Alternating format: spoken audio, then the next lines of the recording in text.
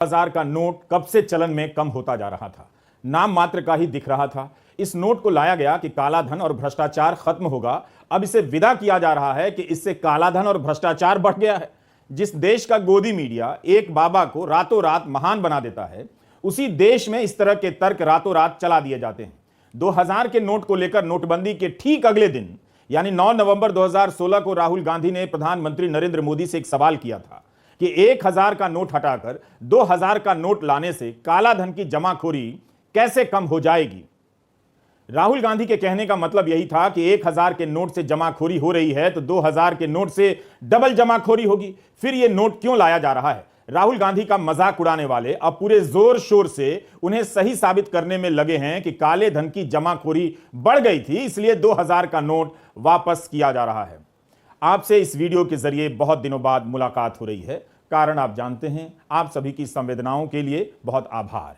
इस वीडियो को आप ध्यान से देखिएगा। खबरों और फैसलों के जरिए आपके साथ जो खेल खेला जाता है उसे समझने में मदद मिल सकती है।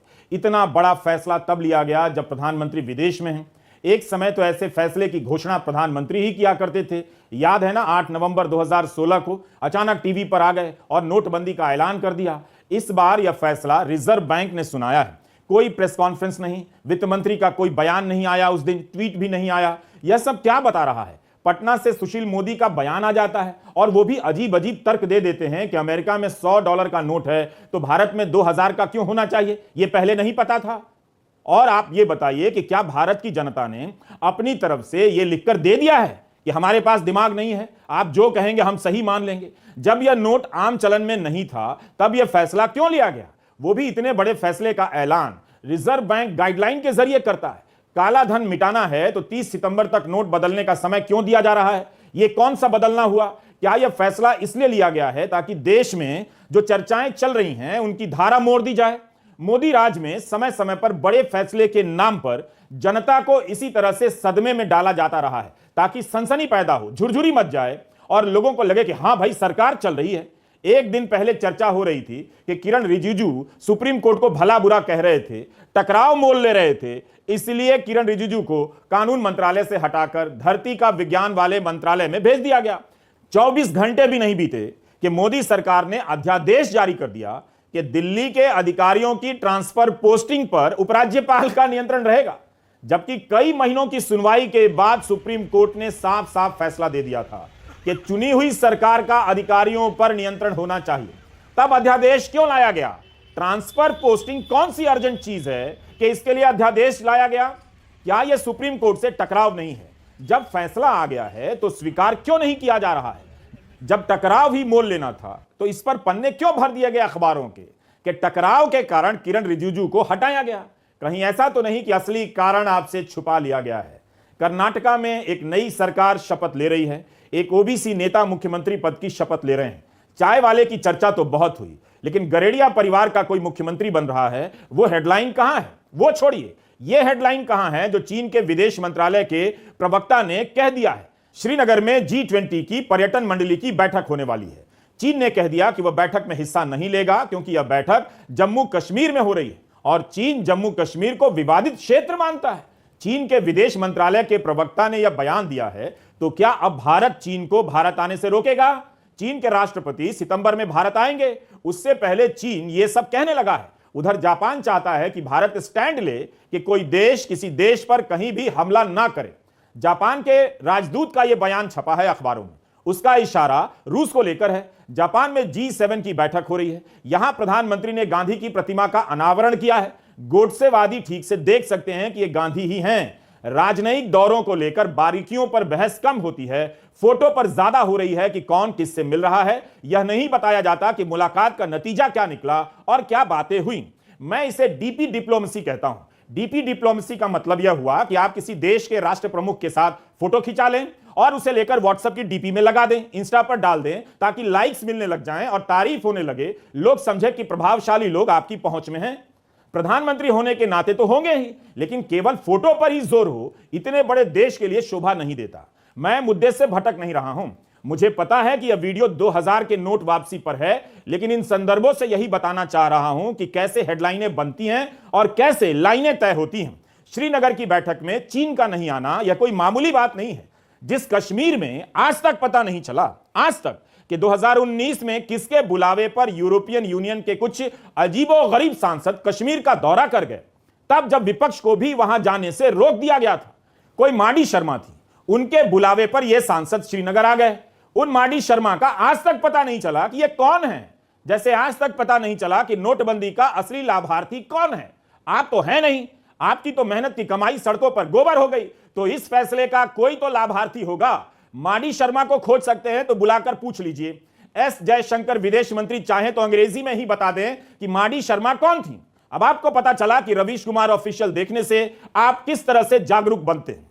आपकी जेब काट ली गई, मैं यही बता रहा हूं। याद दिलाने से बातें चुपती हैं। हमने बस इस बात को लेकर संदेह किया है कि अचानक 2000 का नोट बदलने का, वापस लेने का फैसला क्यों लिया गया। क्या इसलिए कि आप जिन चीजों को लेकर बात कर रहे थे उन्हें वहीं छोड़कर इस तरह से तथाकथित और अतार्किक बड़े फैसले में उलझ जाएं और मजबूत नेता की तस्वीरें देखने लग जाएं। अतार्किक और तथाकथित इसलिए कहा कि इस 2000 के नोट से काला धन खत्म करने का दावा किया जा रहा था और अब इसे इसलिए वापस लिया जा रहा है कि काला धन बढ़ गया है इसी से। तो क्या मोदी राज ने अपना असर खो दिया है? अगर मोदी राज दिन ब दिन ठोस काम कर रही थी, बेईमानी पर नजर रख रही थी, तब काले धन की जमाखोरी इतनी कैसे बढ़ गई कि 2000 का नोट ही वापस लेना पड़ रहा है? अभी कर्नाटका के चुनावों में भ्रष्टाचार के मुद्दे पर कौन हारा? बीजेपी हार गई। उस पर 40% कमीशन खोरी का आरोप लगा और जनता ने प्रधानमंत्री मोदी की ईमानदारी पर भरोसा नहीं किया। आपको एक घटना की याद दिलाता हूं। 8 नवंबर 2016 को नोटबंदी का ऐलान हुआ। उसके 5 दिन बाद प्रधानमंत्री कर्नाटका के बेलगावी में सभा कर रहे थे। वहां आई भीड़ को दिखा कर देश को बता रहे थे कि जनता नोटबंदी के समर्थन में आई है, उन पर विश्वास करती है। वे कभी जनता से हाथ उठाकर तो कभी ताली बजाकर बताने के लिए कह रहे थे कि पूरा देश नोटबंदी के इस फैसले के साथ है। इस सभा में प्रधानमंत्री ने 50 दिन का समय मांगा था। उस दौरान प्रधानमंत्री गरज रहे थे, ललकार रहे थे, रो भी रहे थे। गोवा में कह दिया कि मैंने 50 दिन का वक्त मांगा है, कोई कमी रह गई है, कोई मेरी गलती निकल जाए, कोई मेरा इरादा गलत निकल जाए तो आप जिस चौराहे पर मुझे खड़ा करेंगे, मैं खड़ा होकर देश जो सजा तय करेगा वो सजा भुगतने के लिए तैयार हूं। ना तो उस सजा का पता चला, ना उस चौराहे का, ना उस गलती का, ना उन कमियों का। क्या प्रधानमंत्री की ऐसी भाषा होनी चाहिए थी? मगर तब आप जनता जोश में थे, लगा कि वाह क्या बात है। अब बताइए कि कौन सी कमी रह गई है, कौन सी गलती हो गई कि आप 2000 का नोट छापकर फिर उसे वापस ले रहे हैं। और रही बात सजा की, तो प्रधानमंत्री तो विदेश दौरे पर हैं, सजा आप काटेंगे बैंकों में लाइन लगकर। Do you get my point?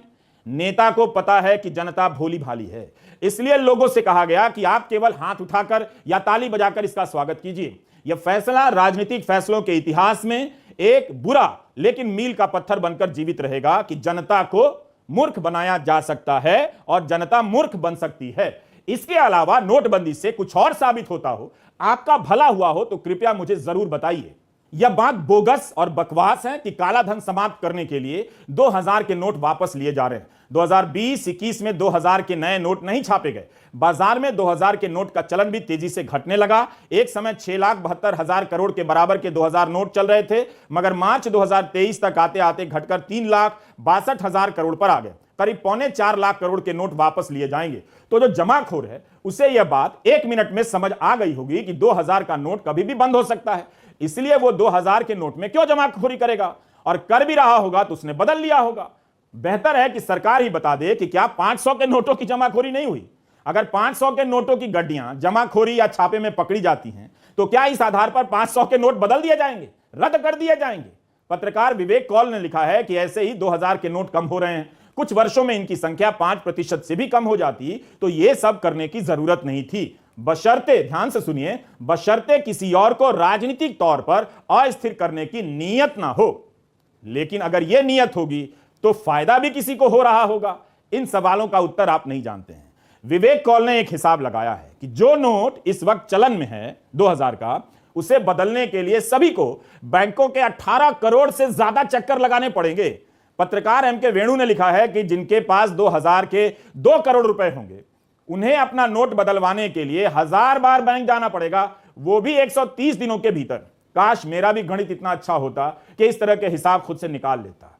एक बार फिर से बैंकों के कैशियर के पसीने छूटने वाले हैं। और एक बात, जनता के साथ इससे बड़ी बेईमानी और उसका अपमान नहीं हो सकता कि हर 2000 के नोट को काला धन कह दिया जाए। बहुतों की मेहनत की कमाई भी है। ऐसा नहीं है कि इसका असर भारत की अर्थव्यवस्था या जनता के जीवन पर नहीं होगा। लेकिन जैसे ही महसूस होगा, ये लोग मंदिर का फोटो लेकर आ जाएंगे आपके सामने, या किसी बाबा को आपका बाप बना देंगे कि इनको सुनो, असली मुद्दों पर चर्चा मत करो। जब से ये कैंपेन शुरू हुई है, हम कांग्रेस के जितने भी नेता हैं, हम बीजेपी की नेताओं को और खास तौर से प्रधानमंत्री मोदी जी को कह रहे हैं कि मुद्दे पे आओ, मुद्दे पे आओ, मुद्दे पे आओ। तो जब मैंने देखा मोरपिट्टी से आते हुए कि चुनाव में शायद पहली बार के लिए प्रधानमंत्री जी महंगाई, विकास और आपके जो मुद्दे हैं उस पर चर्चा कर रहे थे, तो मैं बहुत खुश हुई। आते आते अपना फोन देख रही थी, फिर से न्यूज देखी और लो भाई फिर से पटरी से उतर गए। फिर से विकास की बात छोड़ दी, महंगाई की बात छोड़ दी, रोजगार की बात छोड़ दी और पता नहीं क्या इंटरनेशनल कंस्पिरेसीज की बातें करने लग गए और कोई दूसरे देश विदेश की बातें करने लग गए। अभी भी बात समझ में नहीं आ रही है कि जनता को अपनी चीजों पर, अपने मुद्दों पर बात और चर्चा चाहिए। कविता का अंश था ना, तो इधर उधर की बात न कर, ये बता कि काफिला क्यों लुटा। मुझे रहजलों से गिला नहीं, तेरी रहबरी का सवाल है। मैं समझाती हूँ यह बात पूरी तरह से गलत नहीं है। 2024 का चुनाव आ रहा है, आप देखिएगा, भव्य इमारतों और भव्य बाबाओं से गोदी मीडिया अपनी जगह भर देगा। बेरोजगारी, महंगाई के मुद्दे, महंगी शिक्षा, ये सब गायब हो जाएंगे। आपके जीवन में क्या बदलाव आया इन 10 वर्षों में, इस पर चर्चा नहीं होगी। कोई बाबा ललकार रहा होगा कि हिंदू राष्ट्र बनेगा, बल्कि यह काम अभी से शुरू हो गया है। काला धन पकड़ना मकसद होता तो इस तथाकथित ईमानदार सरकार के रहते इस तादाद में काला धन का निर्माण ही नहीं होता कि इससे बचने के लिए नोट को ही वापस लेना पड़े। क्या इस सरकार के पास यही एक रास्ता बचता है? आप भूल जाते हैं, लेकिन मैं याद दिला देता हूं।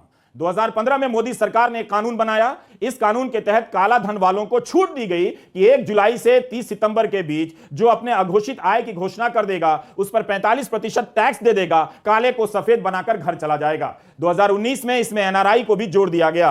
काला धन वालों के खिलाफ सख्ती का नाटक करने वाली सरकार मेहरबानी भी करती है, कुछ देकर बाकी ले जाओ, उन्हें सफेद करने का मौका भी देती है। बुझ गए कि नहीं बतवा हमार? गोदी मीडिया इसे भी मास्टर स्ट्रोक बता देगा। उसे अपने मास्टर का हीट स्ट्रोक भी मास्टर स्ट्रोक लगता है। बैंक के कैशियर और पेट्रोल पंप के मैनेजर की हालत खराब होने वाली है। नोटबंदी के बाद कई कैशियरों ने मुझे बताया था कि इतने नोट आ गए कि उन्हें गिनने के लिए मशीनें कम पड़ गईं, उनसे गलतियां हुई, कईयों ने अपनी जेब से उस नुकसान की भरपाई की। मुमकिन है बैंकों ने इस बार पूरी तैयारी कर ली होगी, उनके पास मशीनें पर्याप्त होंगी। पता चला कि पेट्रोल पंप का मैनेजर बैंकों के चक्कर लगा रहा है। इस फैसले को सामान्य बताया जा रहा है, लेकिन कब नोट बंद हो जाए, कब चालू हो जाए, क्या इससे भारतीय रुपए की विश्वसनीयता पर असर नहीं पड़ता होगा? जिन लोगों ने 2000 के नोट में दहेज लिए हैं वे अपना देख लें। दुल्हन की विदाई बाद में कीजिएगा, पहले इस सामाजिक काला धन को निपटा लीजिए। यही नहीं, 2000 के नोटों की छपाई पर रिजर्व बैंक ने जो सैकड़ों करोड़ रुपए खर्च किए होंगे वो भी तो पानी में बह गए। अभी वापस करने में भी आपका भी पैसा खर्च होगा, बशर्ते आपके पास बिना पेट्रोल के बैंक पहुंचने की कोई टेक्निक आ गई हो। इसका असली असर क्या है? इसका असली असर मेरे ख्याल से ये एक राजनीतिक इस पे मोटिवेशन है। मेरे हिसाब से कर्नाटक के इलेक्शन के बाद जिस तरह बीजेपी की हार हुई और जिस तरह करप्शन का वहाँ इशू बना, तो शायद मोदी जी ये सिग्नल देना चाहते हैं कि वो अभी भी भ्रष्टाचार और करप्शन पे पूरी तरह हावी हुए हैं। और इससे मोदी जी कई एक तीर से कई निशाने लगा रहे हैं उस पर। अब सितंबर के बाद कई इलेक्शंस आ रही हैं कई राज्यों में, छत्तीसगढ़, मध्य प्रदेश जो बड़े राज्य, राजस्थान, उस पर इसका असर पड़ सकता है क्योंकि आपको सबको पता है कैश का इस्तेमाल होता है। और अब बीजेपी, जहाँ तक बीजेपी रूलिंग पार्टी का सवाल है, इनको तो 90% इनका जो पैसा तो इलेक्ट्रल बॉन्ड्स के जरिए बैंकों से आता है, तो उन पर ज़्यादा असर शायद ना हो, अपोजिशन पे ज़्यादा हो सकता है क्योंकि कैश में ज़्यादा इस्तेमाल शायद होता हो। और दूसरा मैं कहूँगा अर्थव्यवस्था पे आम आदमी पे इतना असर नहीं होगा, लाइनों में नहीं लगना पड़ेगा, मगर जो कुछ उद्योग हैं जो जैसे रियल एस्टेट सेक्टर, जहाँ पे अभी भी ब्लैक मनी का बहुत इस्तेमाल होता है, अभी भी आप हिंदुस्तान में कहीं भी घर खरीदने जाएं किसी भी शहर में करीब 40% आपको ब्लैक पे देना पड़ता है, या अगर खरीद रहे हैं तो, या बेच रहे हैं तो आपको लोग आपको ऑफर करते हैं। तो ये जो पैसा है ये किस तरह वापस आएगा बैंकों में, क्योंकि एक्सचेंज करने के लिए एक लिमिट लगा रखी है 20,000 रुपये की। जब नोटबंदी हुई तब शक्तिकांत दास आर्थिक मामलों के सचिव थे, अब रिजर्व बैंक के गवर्नर हैं। यह संयोग है या प्रयोग है? इसी साल 3 जनवरी को सुप्रीम कोर्ट का नोटबंदी पर फैसला आया। कोर्ट के 4 जजों ने नोटबंदी को सही माना, मगर एक जज ने इससे असहमति जताई। जस्टिस बीवी नागरत्ना ने नोटबंदी के फैसले को गैर कानूनी कहा था। उन्होंने यह भी कहा कि इस फैसले से देश की अर्थव्यवस्था और नागरिकों पर प्रभाव पड़ता है। सरकार ने इसे अधिसूचना ऑर्डिनेंस के जरिए क्यों लागू की, जबकि उसके पास ऐसा करने के पर्याप्त अधिकार मौजूद थे। उन शक्तियों का प्रयोग किया जा सकता था। अधिनियम का सहारा क्यों लिया गया? विधेयक का सहारा लिया जा सकता था। ऐसे महत्वपूर्ण फैसलों को संसद के सामने रखना चाहिए था, संसद के पर बहस होनी चाहिए थी। इतनी सी बात समझ लेंगे तो फिर आप अपनी आर्थिक हालत के बारे में ठीक से समझ जाएंगे। जस्टिस नागरत्ना ने तो यह भी कहा कि रिजर्व बैंक ने जो रिकॉर्ड दिया है उससे साफ होता है कि रिजर्व बैंक ने स्वायत्त रूप से कोई फैसला नहीं लिया। सब कुछ केंद्र सरकार की मर्जी के अनुसार हुआ। 2016 में संसद को विश्वास में नहीं लिया गया। यह 8 अगस्त 1980 का हिंदुस्तान टाइम्स है। 82 साल के महेंद्र महर्षि जी पुराने पत्रकार हैं। उनके खजाने से हमें ये कतरन मिली है। 100 रुपए के नोट को बैन किया जाएगा या नहीं, संसद में बहस चल रही है। उस पर सरकार कह रही है कि ऐसा कोई इरादा नहीं है। उस समय इंदिरा गांधी सरकार के वित्त मंत्री आर वेंकटरमन राज्यसभा में बयान दे रहे हैं कि सरकार नोटबंदी पर विचार कर रही है। सब कुछ खुला खुला हो रहा है, लेकिन 100 के नोट को बैन नहीं किया जाएगा क्योंकि जनता को परेशानी होगी। गांव में लोग 100 के नोट रखते हैं और अगर बैन किया गया तो आफत आ जाएगी, अफरा तफरी मच जाएगी। कांग्रेस नेता और पूर्व वित्त मंत्री पी चिदंबरम ने कहा है कि उन्हें पहले दिन से पता था कि 2000 का नोट काला धन वालों के लिए लाया गया है और अब उनकी यह बात साबित हो गई है। कई लोग कह रहे हैं कि जिनके पास 2000 के नोट हैं वो अपना हिसाब अब तक लगा चुके होंगे। दिल्ली के मुख्यमंत्री केजरीवाल ने ट्वीट किया है कि पहले बोले 2000 का नोट लाने से भ्रष्टाचार बंद होगा, अब बोल रहे हैं 2000 का नोट बंद करने से भ्रष्टाचार खत्म होगा। इसलिए हम कहते हैं पीएम पढ़ा लिखा होना चाहिए। 2000 के नोट का संबंध भारत की पत्रकारिता के गटर में बह जाने से भी है। एक चैनल के 2 एंकर हैं जिन्हें इस नोट में कोई चिप दिखाई दे रही थी, जीपीएस टाइप की। इस तरह से लोगों को बेवकूफ बनाया गया। 2000 के नोट की वापसी नोटबंदी नहीं है, यह सबको पता है। 30 सितंबर तक आप इसे इसके जरिए खरीद बिक्री कर सकते हैं। बात आपकी परेशानी की नहीं है, बात उस राजनीति और कुतर्कों के भंवर की है जिसमें आपको डाला गया था। बैंक की लाइन में कोई काला धन वाला मिलेगा तो उसे हेलो जरूर कहिएगा। वैसे एक समाचार और है, दिव्य भास्कर अखबार ने छापा है। प्रधानमंत्री का गृह जिला है महसाणा। यहां से 3 महीने में 2600 लोग विदेश चले गए। 2600। ऐसा लगता है हर कोई भारत छोड़ देना चाहता है। गुजरात में इतना विकास हो गया होता तो लोग विदेश क्यों भागते? प्रधानमंत्री विदेश गए हैं, आने पर यह सवाल उनसे पूछ लीजिए।